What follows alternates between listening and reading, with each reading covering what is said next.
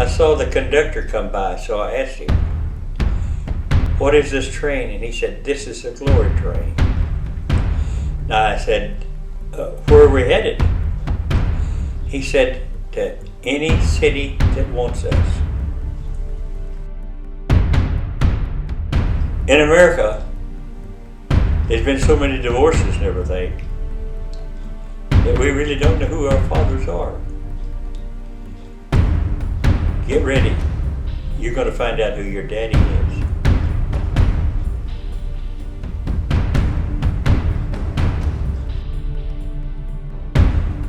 And then I was told, get ready, for I would live to see the glory return.